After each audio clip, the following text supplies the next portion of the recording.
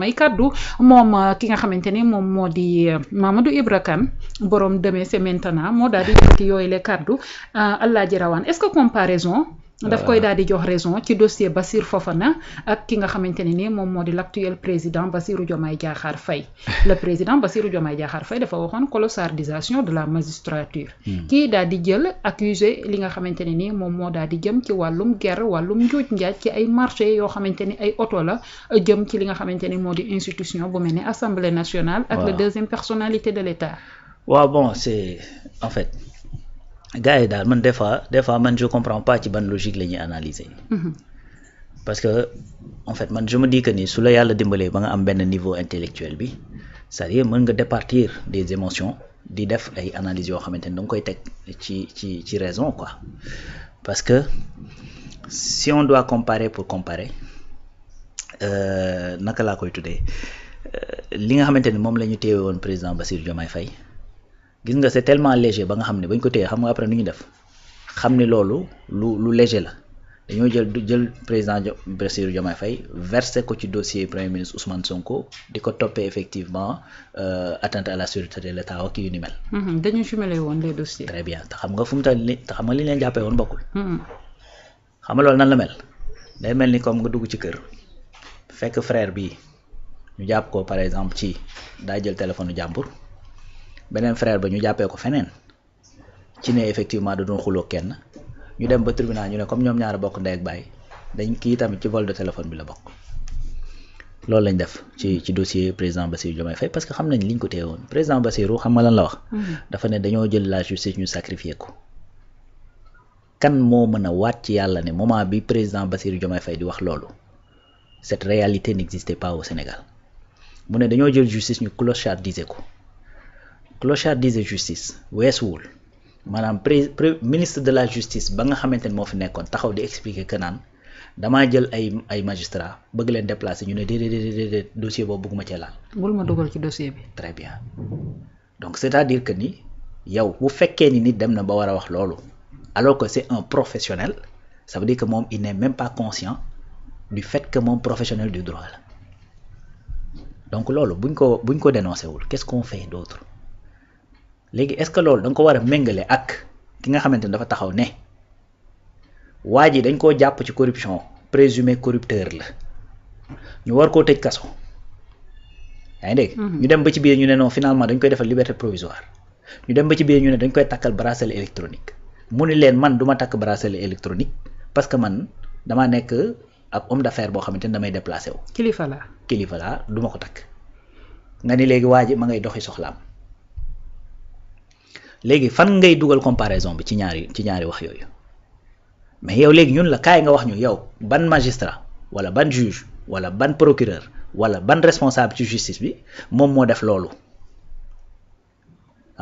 nga ni non waa ji waruñu ko laaj loolu ñu ne la itam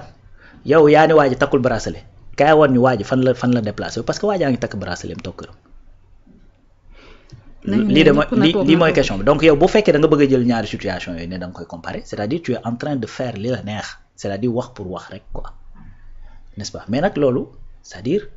encore une fois un homme c'est un discours mais également c'est un parcours on se rappelle très bien bi nga xamante ni mi ngi jotee ak Abdoulaye Wade fii ci palais bi. Abdoulaye Wade li mu ko waxoon mooy que ni à la limite c'est de l'insolence am na pays yoo ko doon def tey fii da ngay am jafe-jafe. effectivement waaw mooy ba mu koy wax le président parle-t-il plus qu'il ne travaille donc kooku bu ñëwaatee après taxaw war a ñëw comparer effectivement le président de la République du Sénégal ak effectivement le journaliste Bassirou Fofana bëgg a jël seen cas yi méngale ko di ko gam-gamle c'est-à-dire tu comprends exactement le jeu qu'il est en train de jouer mais heureusement que encore une fois comme ni ma koy faral di waxee dans ce pays-là c'est-à-dire loo teg maanaam midi 2 minutes les gens sont capables de savoir yow li ngay wax fan nga ko jëmee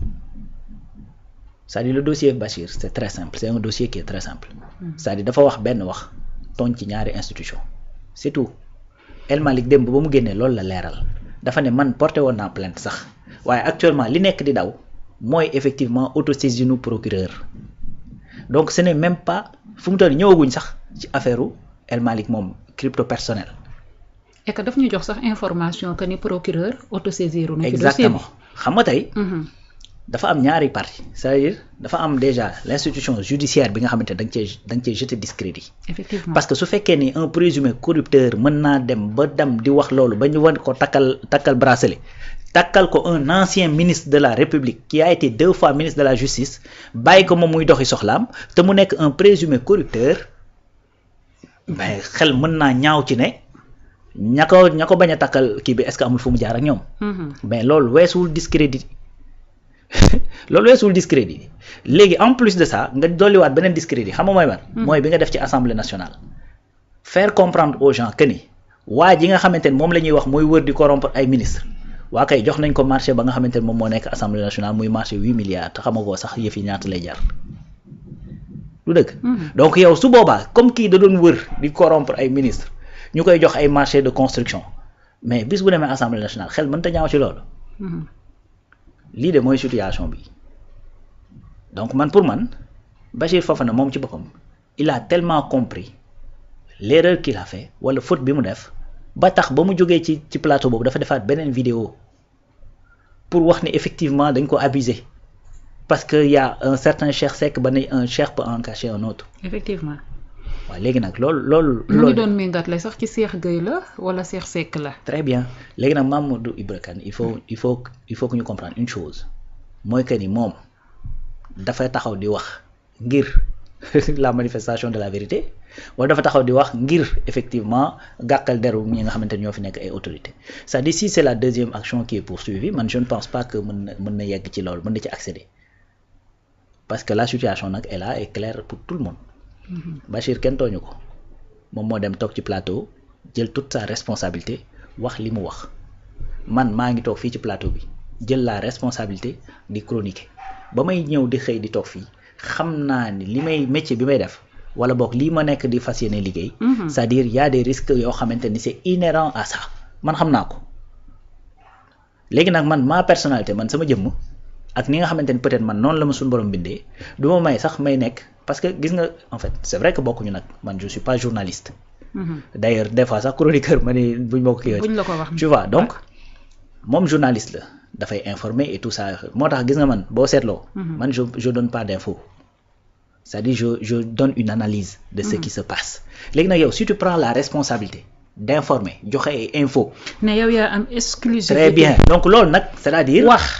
gis nga dañ xam nga tubaab lan la wax. tubaab dafa ne toute connaissance implique une responsabilité. effectivement. toute connaissance implique une responsabilité waxul wax rek de. dafa ne dès l'instant nga xam mbir rek mbir moom nga xam dafay impliquer responsabilité xam nga mooy lan ndax naa ko wax ndax du ma ko wax. ndax lu ma war a transmettre la ndax du fii xam la lu ma war a jàngale la lu ma war a téye man kese la. et cetera c'est-à-dire toute cette responsabilité autour de ce que tu connais yow la incombé. boo ci defee nag loo war a def c'est-à-dire cette responsabilité également yow la incombé. du dëgg. buñ la ca yóbboo ca borom mbaxane ya boo àggee tamit jëlee say responsabilité. noonu kese la demee nag. effectivement voilà. Surtout un journaliste boo xamante ni tu as l'obligation d'informer juste et vrai. tey nga war a respecter lii di éthique ak déontologie et les b.a.-ba du métier. nga bàyyi fa loolu yëpp Bachir le sait tellement bien que. effectivement ba nga xamante ni lu mel nii dafa dal Pape Alé Niang da koo chargé dossier daan ne ko effectivement moom journaliste la war naa xam ni information bu ñëwee da nga ko war a saytu. effectivement que effectivement boo nekkee journaliste da ngay nangu ñu di la manipuler parce que ku lay jox information bu koy arranger la lay jox donc il faut nga dem recouper ko. bu la ci yenn yi dalee nag sa responsabilité la ça moom moo ko doon wax bi ñuy tëjee Walfadjri la xaw ma ban télé. mu ne ñun ITV fii ma toog buñ fi waxoon loo xamante ni waxuwul dañ ñuy tëj donc buñ tëjee télé boobu normal na. donc moom il sait très bien ce qui est en train de ko arriver. N'est-ce pas léegi nag Sénégal nag moom nii la bindoo charme la xam nga diversité boo gis nag comme on dit wuute boo gis yërmande la. xëy na loolu moo tax on a une démocratie boo xamante ni xëy na yegg na ci yenn niveau yi ba chacun peut dire effectivement aviom sans souci maintenant nag il faut que tout le temps que les gens comprennent que ni il y a une différence entre avis ak accusation joxe sa xalaat loolu kenn du ci tëj kenn yaa ngi dégg yaakaar naa ni je pense que et cetera loolu kenn du ci tëj kenn mais quand tu donnes une info c'est-à-dire info boobu su fekkee c'est faux la justice sunu yoon da koy tere du dëgg c'est-à-dire loolu la morale personnelle rek sa conscience bopp rek warula koo may du dëgg donc mu ngi noonu c'est-à-dire il y a deux choses yoo nga xamante ni ñoo nekk di dem il y a la justice bi nga xamante ni dañoo jeté ci moom discrédit il y a effectivement l'Assemblée nationale bi nga xam ne dañu jeté ci moom discrédit yooyu ñaari institution la yoo xamante ni fii ci réew mi lañ nekk donc loolu boo ko defee rek il faut que tu ailles prouver li nga wax fan nga ko teg si tu arrives pas à prouver fan nga ko teg day signifier tout simplement que li ngay wax xamoo ko wala da nga ko def sciemment mais dans les deux cas le résultat reste le même. moom Mamadou Ibra Kane Alaaji Rawaan yemul ci loolu ndaxte nee na le président Bassirou Diomaye Diakhar Faye mi nga xamante ni moo ne woon clochardisation de la magistrature tey moom moo daal di jiite conseil supérieur de la magistrature daal di toog ca biir su boobaa na ko daal di wax ana ban magistrature la ñu daal di war a waxal ak ban la ñu warta waxal moom Mamadou Ibra Kane analyse boobee la daal di def. mais l'administration bi nga xamante ni moom moo ñoom ñoo chiffres yi ñu falsifié fan lañ ko falsifié chiffres yi nga xamante ni dañoo joxe les mauvais chiffres ci suñu finance publique fan lañ ko defee du à travers effectivement les institutions yi nga xamante ni ñooy gérer les finances publiques fii ci réew mi. effectivement waaw léegi ko dénoncé woon kan la Ousmane Sonko dénoncé wu ko en 2018. Aujourd'hui kan mooy jiite l'administration du Ousmane Sonko. Est-ce que parce que dafa war a wax ni maa ko dénoncé woon démb du ma ko jiite tey parce que baaxul non yaa ko dénoncé woon démb yàlla nag dogal na la nga doon dénoncé teg na ko ci say loxo corrigé ko. C'est aussi simple que ça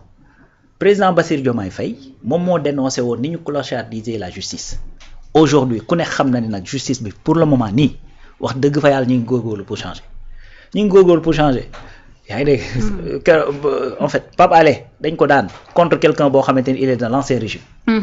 dossier bi ci ancien régime lañ ko tàmbalee ci régime bii lañ ko confirmé contre Cheikh Oumar Anne très bien Aïssatou Diop Fall bërki Dembo Ndiaye la am dëgg ci kaw ministre de la communication Alioune Sall très bien keneen ak noonu. mais léegi. tey ñu ngi àtte Ousmane Sonko. Mimi Touré ak Mame Mbaye Niang. Mimi Touré Cheikh Yérim Seck démb la woon. waaw mi ngi noonu ñu jox dëgg kii di Cheikh Yérim Seck. voilà léegi nag yow nga ni yow léegi waa ji du dugg ci biir loolu mu jàppoon ni baaxul corriger ko foofu. Sénégal kan moo d'accordul fii ci réew mi fii que CEDEAO dafa am problème pourquoi Mamadou Ibra Kane neewul na Sénégal génn CEDEAO te CEDEAO dafa am problème n'est-ce pas. Confirmé waaw. effectivement dafa am problème. léegi pourquoi génnuñu. même le député bi nga xamante ni moo nekk Sénégal nekk biir CEDEAO di Guy Marius Sagna problème yooyu wax na ko ba ay dóor fekk ko ca. Togo bii lañ ko dóoree. Togo bi nga xamante ni mi ngi yëngatu actuellement. Togo de jamono ji nee nañ ma président ba est-ce que nekkul day déggante ak Macky Sall. waaw mais mi ngi noonu mais parce que xam nga sànq lu ma dégg xam nga sànq bi may déglu information lu ma dégg. waaw l'état du Togo nee na. manifestants yi ay kii ñoo leen rax moo tax policiers yi di tirer seen kaw. mbaa waxuñu leen ay forces spéciales. waaw ñoom xam naa yegguñu spécial mais ci lañ jëm. waxuñu leen ay commando. xam naa ni dinañu. bu ñu amoon café Touba xaw ma ban café lañ am foofu mais xam naa ni. ci lañ jëm mais en fait mais sérieusement c'est-à-dire pour être un peu plus truc xam nga. Mamadou tey président ba waxoon ne justice dafa am nuñ ko doxalee ba tax ñu koy def benn bras armé ngir di faagaagal effectivement ay adversaires politiques. cette justice boobu nga xamante ni moo taxoon ba président Bassirou Diomaye Faye waxee ñu jàpp ko tëj ci kaso bi ci loo xamante ni jaru ko woon te loolu mooy dëgg justice boobu la yàlla yëkkati teg ko ci loxoom. waaw léegi nag mu koy jooyanti nag donc en soi mu nekk fa c'est pas un problème d'autant plus que ña nekk ci justice ba xam lan mooy justice te di ko doxal ñoo ni ko bis boo ñu bàyyee ak suñu bopp da ngay créer plus de problèmes que de solutions. donc il faut nga toog te boobaa ak léegi nag wax dëgg fa yàlla gis nga fi ku nekk ci justice ñu defal la mouvement ñu ne waruñu ko def déedéet. xamagul de chamboulement barki Dembo Ndiaye am na foofee nga xamante ne nii moom moo daal di nekk ca palais de la République. c'est ça jëm ci wàllum justice bi et que déggaguñu kenn ku ci pippeeku. voilà donc justice actuellement boo xoolee même mouvement d'humeur bii ñuy def tey dañoo war a gisante ak Olivier Boucan. effectivement réunion bi mu ngay am. très bien pour toog waxtaan ak moom ci effectivement problème yi ñu am ci wàllu justice te xam nga ñoom lan la ñuy jooy. moyen nañ leen jox ay moyens ngir ñu mën a liggéey bi mu jaar yoon. donc la nga xamante ne moom le conseil supérieur de la magistrature di liggéey alors mi ngi ci yoon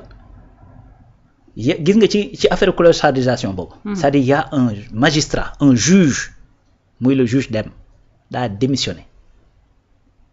te ba mu démissionné bokk na ci raison yi tax mu démissionné dafa confirmer la nga xamante ni moom le président Diomaye Faye waxoon démb mooy que ni justice bi y a des problèmes le juge Téliko mais c'est un exemple. Souleymane Téliko. donc mi ngi noonu donc président Bassirou Diomaye Faye ba muy waxul ak tey waayu bakkanam dafa waxoon lu am. effectivement alors que nag Bachir jusqu'à preuve du contraire li mu wax da cee am loo xamante ne wax dëgg fa yàlla teyaayu bakkanam la parce que moom ci boppam dem na ba ci biir mu xam ni y a une erreur mu bëgg koo rectifier noonu la demee moo tax il faut pas comparer ce qui n'est pas comparable ñaari cas yi c'est diamétralement différent diamétralement différent gis nga man souvent daan naa toog fii nga may dégg ma la koy wax sur le plateau et en dehors du plateau mais wax ne Bachir bokk maag moom aucune position boo xamante ni bokk nañ ko mais au moins c'est quelqu'un boo xamante ni dama ko respecté ndax xam nga lu sax maanaam boo ko dégloo muy wax doo jël foree ci ay kàddoom ay wax yi reewande man bokk bu amee itam li ba koy gis bariwul dana fexe tant bien que mal essayer de argumenter wuuteeg ñenn ñi nga xamante ni. di nga xam ne c'est un journaliste qui parle. très bien. man loolu yàgg naa ko wax. te yàlla xam na ni man xam nga man yàgguma ci média donc gars yi man miinantewu ma ak ñoom voilà xaw ma leen yàlla xam na ko mais dama daan faral di wax loolu ne bokkuñu ay position mais au moins dina jéem a fexe kii et puis kàddoom yi par rapport ak certains nga xamante ni dañuy utiliser des fois ay termes yoo xamante ni mu ngi noonu mais bon bref de toute façon man pour man ci ce cas-ci il a fauté te bu ñu baax jàkkaaroo woon moom ma wax ko ne ko da ngaa fauté ci cas bi te man gëm naa ni moom ci boppam il est conscient qu'il a fauté ci cas bi voilà ku ci mel ni Oumar Sow kàddu yu ni mel sax la waxoon ba mu daal di koy jural 1 mois d'emprisonnement jël li nga xamante ne nii moom moo di justice bi daal ne dafa am ñu ma ci wax ne tey ki nga xamante ne tamit moom moo di Bachir Fofana lu ni mel la daal di wax justice bi ñoom ñoo ko takkal bracelet mu ne leen du ma takk bracelet bi parce que homme d'affaires la mel ni comme dafa am ñu nekk ci justice di jàppal ñi tànk di xeex ñi mel ni tóob da cee daal di am jël justice bi def ko loo xamante ne tey jii nii xaaruñu woon ci un leader politique wala un journaliste ngay taxaw am benn gis-gis bi ci li nga xamante ni moom malheureusement loolu la ñu bari comprendre ci loolu te loolu nag mooy diffusion de fausse nouvelle su fekkee ni loolu avéré wul su fekkee ne amul loolu la xam nga donc bon bref mu ngi noonu quoi man daal pour man Bachir a fauté et puis te actuellement moom Sénégal moom je pense que justice bi mi ngi jéem a fexe tëddee njaaxanaay nga faree fii nga faree fële loolu peu importe parce que justice sax en réalité xamul loolu donc parti bii nga far fële nga far kii ngay jàppal tànk moom yoonam nekkul ci loolu li muy xool mooy li nga def ndax transgressé na les lois ou pas bu ko transgressé nag foo mënti nekk dañ lay woo Khalifa rappeur fan yi yaa ngi gis ci réseaux sociaux yi démb maa ngi di gis Mame Diarra Fam ci boppam di wax naan na justice def clémence sama doom ji et cetera bay fexe bay toucher sax une certaine fibre sentimentale en rappelant son père mi ngi ci kaso bi te wàllub diffamation wa ko fa yóbbu te ko fa yóbbu jamono ji kooku mu ngi takk